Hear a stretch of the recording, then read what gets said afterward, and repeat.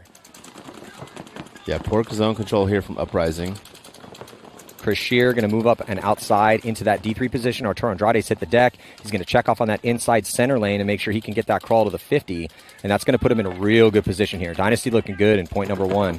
Yeah, it's honestly strange to see them not in the champions bracket, Maddie. And I think it's one of those things where I almost forgot that they weren't, because obviously they were last year. And I think they were expected to be at the top. So it's interesting how this has shaken out. Yeah, they're expected to be there, right? Exactly.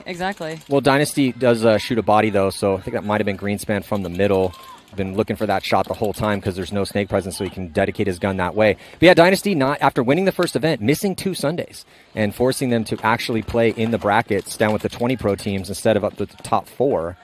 Yeah, but I mean, to your point though, if they are able to fight through this and not already be in the champions bracket and still make it to the finals, it's going to feel even better, So Mark is now up into the snake 3 position here, but he's losing teammates around him and he's trying to figure out where he wants to put his gun. Not sure if he's aware that Arturo Andrade is right by him. He definitely knows now. Arturo narrowly almost got the shot in on Mark. 5-on-3 advantage here for Dynasty. Oh, Mark goes back. Looked like he had a big green hit on his butt. Yeah, he's asking for a check, too. And then here comes Arturo with a little 2-pack of kills to put the finishing touches on point number 1. Still one more body left to shoot at the mini wall. But Archie going to clock in as well. Beautiful job by Arturo Andrade and the rest of the boys here from San Diego Dynasty as they didn't. Blue. Looks like they both got their starting lineups back in. Yeah, Dynasty, again, playing good yesterday and been an up-and-down year for them. They won the first event, then took a 14th. 4th place, semifinal finish, a 3rd event, and then an 11th. So they missed Sunday twice, and Dynasty is trying to win their 5th World Cup in a row here. So lots of drama following Dynasty here at this World Cup. Dynasty with 3 centers from home again, but they lose Arturo on the break. 5-on-4 advantage. Oh, they shoot one, so 4-on-4. Nobody snake side for Dynasty. Yeah, if Blastcamp can figure out how to get out into the snake. Yeah, so no one snake side for Dynasty and no one D side for Blastcamp. Both teams have a body up the middle with, I believe, Hogue for Blastcamp and then Archie Montemayor. Soap taking the walk for Blastcamp as Unger gets in the snake. 4-on-3 advantage for Dynasty. Zach just missed his shot. He was looking D side and missed his shot on a diving Ryan Greenspan. Marcelo fills out to the snake insert. Tactical retreat from Hogue. And then Greenspan. Here comes the hammer, though, about to get dropped. This Archie's going to run through. He's going to get 1. Archie still untouched. He continues his attack. Nice little 2-pack to close for Archie Montemayor, and then he gets team killed. Nope. Maybe caught a bouncer. Nope. Still alive. Base. Beautiful move. That goes on the list. Yeah, $500 courtesy of Tigerware. Get a Tigerware package to get that shot. Looks like 2-on-2 potentially, Maddie. Yeah, 2-on-2. Should be a 2-on-2. Yep. Yeah. Looks like Marcelo's got the field spread. He's in the snake corner with, I think that's Chris Shear in the mini W, but you can hear Marcelo say, I don't know. So I think he's trying to put it together. So, but Jen, 2-on-2 here. Dynasty with a 2-point lead. Still a lot of time on this clock. And the Tauntauns are stacked up on one side of the field. They're both on the D side. With Dynasty's field spread, this is a good opportunity for him to not only potentially put up a 3rd point with the field spread, but also burn a lot of clock off. Yep, right now. absolutely. So we got Clarenbeau here in the back Dorito side of the mini W, who's going to work his way back out to the snake side to help spread the field.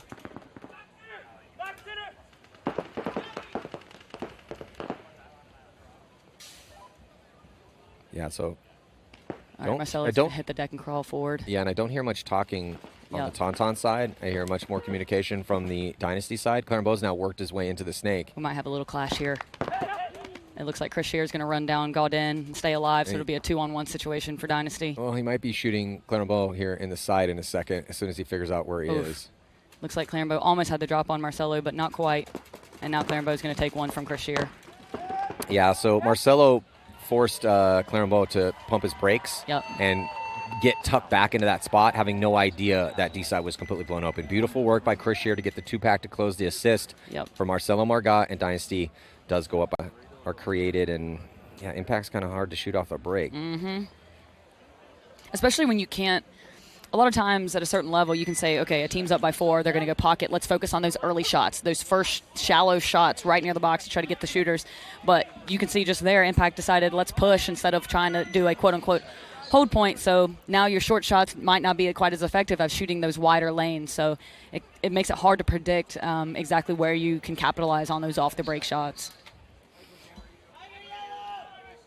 Toulouse Tontons down a bunch here to Dynasty. Dynasty answering the call against a team they knocked out of World Cup last year and might be doing that again. I know we're still in the prelims here, Jen, but you give them this second loss. Oh, eyes of the sky in frustration for both Hugo and for Axel Godin is, man, they did the exact same body language coming off. They knew they needed to stay alive and try to take some ground tough against Dynasty's off-the-break shots. Puts Dynasty in a real good position here as they have Harrison Fry and Snake 3 and Archie Monamiors hunting up the middle.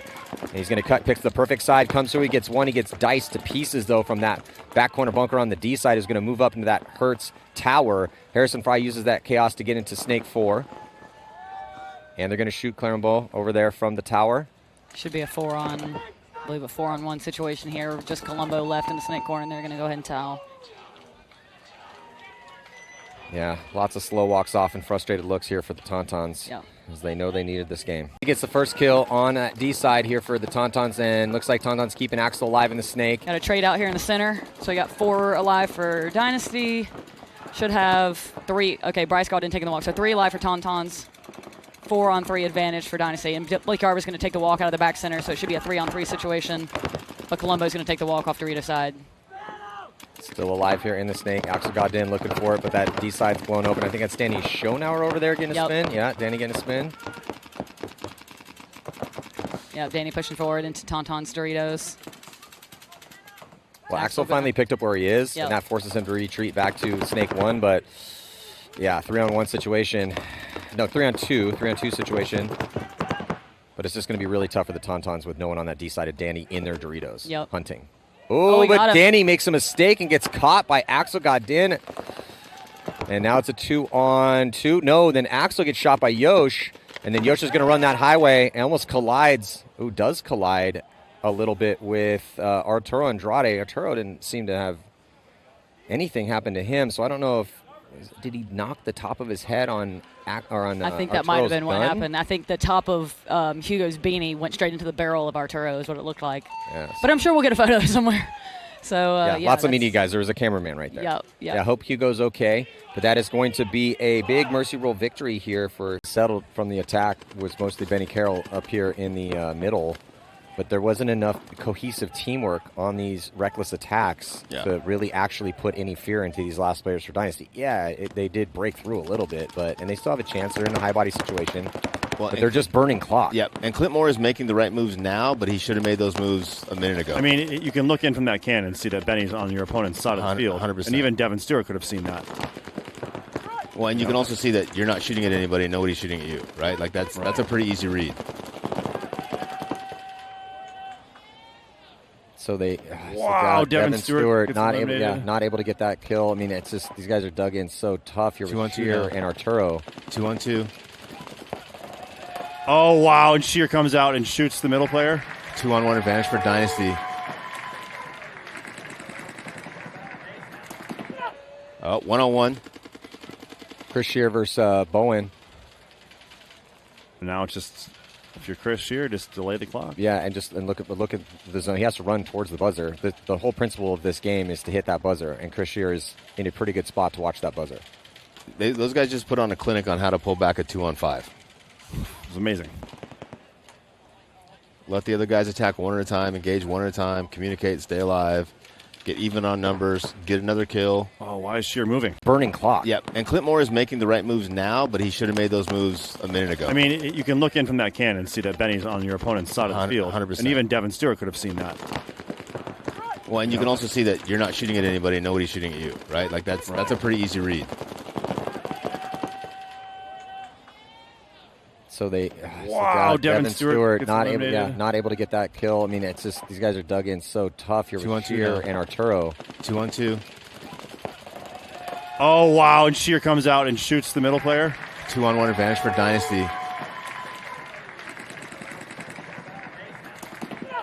Oh, 1-on-1. Chris Shear versus Bowen.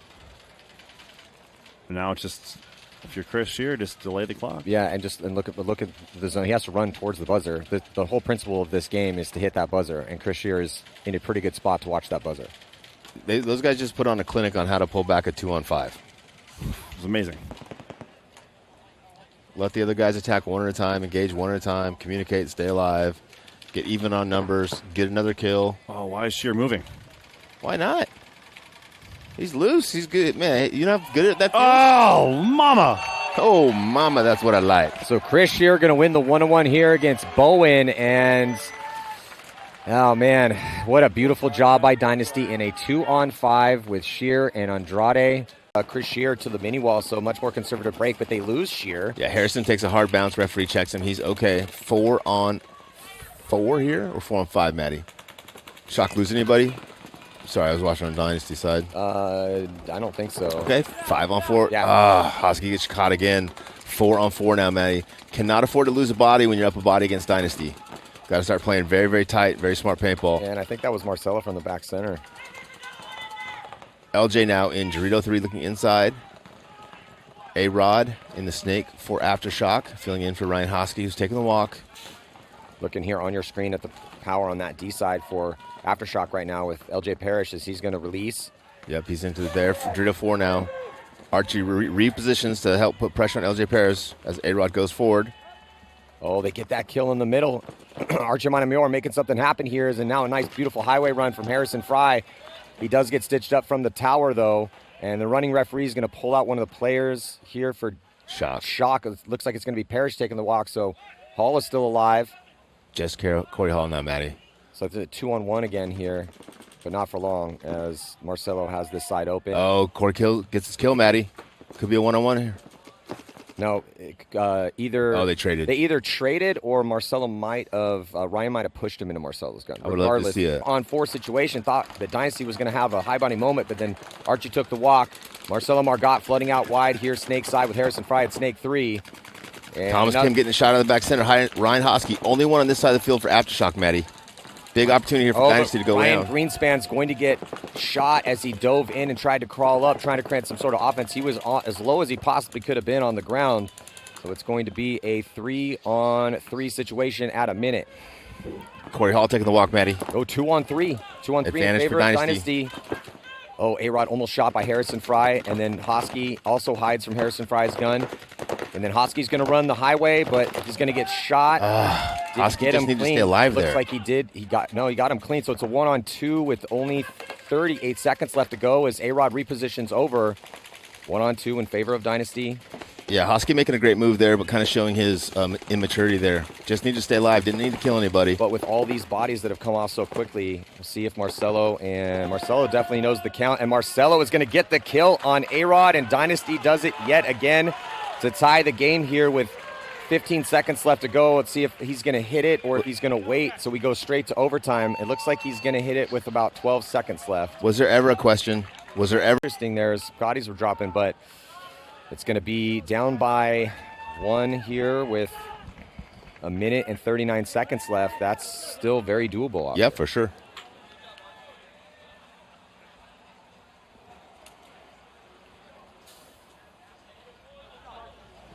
Back in the pits with Dynasty. We're up. Hey, let's go. Let's go. Hey, plenty of time. You've been here so many times. Let's go, huh? This is where the Dynasty magic comes through. Ooh, little overlaying. Dynasty magic. Each other, man. Come on. Let's go. Lift those chins. Come on. Let's go. Let's go. That's where they're selling over that Hormesis booth. Dynasty magic, baby. Yeah, but I'm going to create something out there. That's what I like to hear. I'm going to go create something out there. Well, the reason why Dynasty's so good in these situations, looks like they're probably going to call timeout, is that they have been here a lot, and they've prevailed in this situation quite a bit. So it's a big confidence boost to know you've done this. Listen to me. Listen, Archie. At fucking 1 second, if y'all yell go, that's what they just did to us on that side. And we fucking false started because of it. They yelled go over there. Yes, from the pit at 1 second. We had a bad start on the 2-point thing because they fucking were yelling in the pit at 1 second. Yeah. All right, so I got. Now we know why they got that bad start. Hey, where did they go on the break? Over here. They kind of do the same thing. Harrison just head checked to make sure there was no one right in front of him. And he's going to crawl to the 50-yard line with a one-body advantage here for San Diego Dynasty. 2:50 on the clock now here in this OT period. Yeah, and Marcelo's in the back saying, yes, Harry, which is telling Harry, yeah, Harrison, keep going forward. I'm going to use that to get outside. Great fill there from Marcelo. Took him a little bit longer to get there than I would have liked, but I'm glad he made the right move. Now he can talk to Archie. The three of them can work together, which is Archie, Marcelo, and Harrison. Shock in defensive positions, 2 in snake, 2 on the D side, all crossed up. Oh, A-Rod dies at the wrong time, but he gets super lucky because Ryan Greenspan dies too. 4-on-3 situation still in favor of Dynasty, but then Hosky gets shot out from the middle from Archie Montemayor, and Archie knows exactly where those last bodies are. He goes up, and here comes Parrish, who's going to try a counterattack, and Parrish gets through and gets him clean. Wow. So Parrish is keeping Aftershock's hopes alive, and Marcelo Margot is going to keep his head on his swivel, but we might have a no point. No, I'm sorry, Harrison Fry is still left alive. 1-on-1, Matt. Nope. Dynasty wins it. No, so Dynasty's going to take it because Chris Shear and Harrison Fry are going to be alive at the end of that chaotic point as LJ Parrish making it very interesting. But Dynasty, yet again, they were down. They needed a quick point. They scored it, and they were able to make it happen. Got that first early kill on Thomas Kim. Had the advantage. Got a little crazy out here. But San Diego Dynasty will be moving on to play Houston Heat in the quarterfinals. I was literally just going to say. I mean, both of them might have been on Dynasty, and they didn't have anybody left to pull. So how severe is this power play going to be? How many bodies is Dynasty going to be down? Man, can you imagine Dynasty going home here? In the pits right now with Dynasty. Let's listen in. Yeah, baby. It's my back. Good.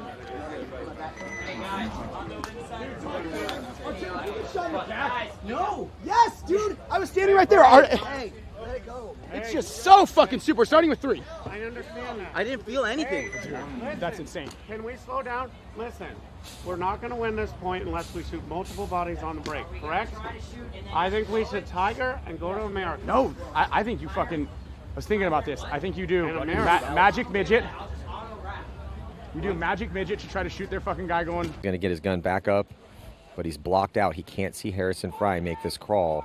And then once Harrison gets here, he's going to be blocked out from both those Doritos by the South Electronics tower and that wedge. Yeah, he is screaming arsenic. Oh, Harrison. Oh, and San Monville makes Harrison Fry pay. Nasty. Oh, frustrating death here for Harrison Fry, and that's going to even up the count. It's going to be 3-on-3. 2 double stack of bodies over on the D side here for Dynasty. And now Marcelo Margot and Sam Monville on an island. That means you're the only body on one side of the field and you cannot die. Yep. Everybody's matched up evenly. Both teams have 2 players on the D side, 1 player on the snake side. Marcelo retreats. I still think Marcelo might be off on the count and think that Tyler's the only one on the D side for Heat. Oh, Heat loses a player, though. Chris Shear gets the kill on Mishka. But Tyler Harmon pops the top to get the shot on Chris Shear. So it's a 2-on-2 now with Ryan Greenspan and Marcelo Margot. We already saw them do this. Oh, but yeah, Sam Monville got shot at that exact same moment.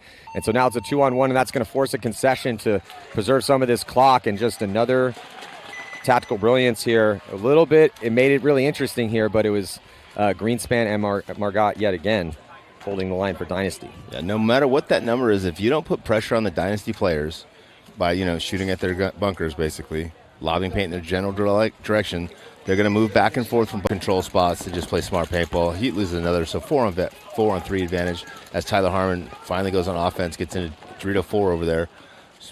And I think he shoots Ryan Greenspan. Ryan's getting a check. Tyler might have just bounced him. So 3-on-4 advantage, but Heat has to attack. Fedorov's attacking. Tyler Harmon's attacking all the way into the Dynasty side of the field now. Gets 2 more. Well, it's just Ryan now, back corner bunker. It's 2-on-2. And in the snake. Yeah, so 2-on-2 advantage, though, for Houston Heat because no one's on that side of the field for Dynasty. Well, and also just a giant advantage for Dynasty because 230. Up by 4. Yeah, even up on the count. Yeah, it's... Yeah, but you can tell by Fedorov's body language, he doesn't know it's a 2-on-2. There's definitely an advantage here for Heat as far as they shoot Greenspan. So now a big advantage is just Harrison. Because the 2-on-2, you want to have the field spread. That's always going to give you the advantage. But it's just the time, the clock, and the score here is... Dynasty can give this up. Harry just needs to try to eat up this clock. He trades out with... Oh, he's begging for a penalty. Looks like it's going to be a trade. Mishka's going to hit the afterburners to put the point up. So it's going to be a 3-point game with 1 minute and 57 seconds left. Harrison has to be very careful here because they have a 3-point lead. Yeah. He waited till after the point to start complaining so they didn't get the penalty, which was smart of him. Yeah, and hey, man, it's pro sports. Take the win. You complete your case, but you got to be careful when you're yelling at the head referee. They had to fight through Uprising. That was a really close match. Now a relatively close match here against X Factor. They're going through some battles here on Sunday at the World Cup. Jumping back into this one here with just a minute and a 4-point spread. This game's pretty much over. 4-on-4 as Tyler Harmon and Arturo take the walk. 4-on-3 as Houston Heat loses another player. 3-on-3 as Dynasty loses another body. Oh, and another body. 3-on-2 advantage here for Heat as Fedorov and Connor Kelly fly down the snake side. Trying to get a shot onto Yosh's pod pack there in the back center. Kelly doesn't quite have the angle. Yeah, Connor makes it across. D2 was definitely shooting this way, and Fedorov's going to come through, put that pinch on D2. I think he just got the kill on him. Nope, still alive. Did they pinch out the back center yet? No, not yet. Fedorov gets taken out. Yosh is holding the line from that back center. I think this is a 2-on-1 Dynasty advantage now, Matt. He just threw that point away. Connor Kelly. So Danny Schonauer and Yosh Rao hold the line for San Diego Dynasty. See if Yosh wants to go run this score up. He's probably not going to do that. Listen, at his age, he shouldn't take any more steps than he has to. I think he's like 29, 30 now. He's got to start slowing it down, taking it a little more easy. Good point for Dynasty there. Lost a bunch of bodies. Dynasty defeats Heat, and Impact takes down X Factor, so the stage is set for the semifinal battle. Is it going to be Impact or Dynasty moving on into the last match? But stick around. It's going to be PB Fit. Mirror up Justin Cornell. Nick Laval shooting as if Harrison is in the snake. Harrison looking over here at the refs and the photographers to see if they gave anything away. Smart move. Clever boy. With his gun up. Overhead view right there. Or actually, I'm sorry, we're seeing Ryan Greenspan talking to Chris Shear there on your screen. Ryan Greenspan already threw 4 or 5 pods. He was sharing that bunker earlier. And there's your snake battle. Harrison's got to be careful. He comes up too high. Yeah, Nick Laval he's repositioned down to 50. Great spot. This is a really long 5-on-5 battle here. Yeah, if I was Harrison, I would Go back up. again? Yeah, 100%. Like once you identify that guy's in the middle, right? Yeah, and Harrison, I don't know that he knows that JC's right there. And this is where, Nick Laval can just say something. Archie making a really smart move to come up behind. He's going to try to peel Laval's hopper as Laval's trying to shoot out. It'll be tough, though, I tell you, man. Because Nick is he's so tight in that spot. This is just what you see. Everyone, again, they ask the difference between playing pro and divisional. Watching how tight Nick Laval is in there and just saying simple words to JC. Wow, and his Archie repositions to take JC on the inside. No one's seeing this. This is nuts. Yep.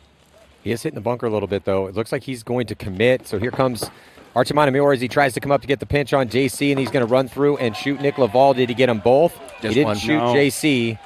So it's a 4-on-4 situation with that bold move from Archie Montemayor. And does anyone play off that chaos? Everything else is... Watching how tight Nick Laval is in there and just saying simple words to JC. Wow, and his Archie repositions to take JC on the inside. No one's seeing this. This is nuts. Yep. He is hitting the bunker a little bit, though. It looks like he's going to commit. So here comes Archie Montemayor as he tries to come up to get the pinch on JC, and he's going to run through and shoot Nick Laval. Did he get them both? He didn't shoot JC. So it's a 4-on-4 situation with that bold move from Archie Montemayor. And does anyone play off that chaos? Everything else is pretty much the same. It's wild that neither JC or Harrison didn't reacted. Marcelo did, Matty. Marcelo made a good fill out to the corner to mirror up Urena, and Urena now gets into the snake. Referee running and check Brandon Cornell as he fills that Dorito corner. It looks like he's okay. 4-on-4 here. Good little battle here on the snake side. 2-on-2.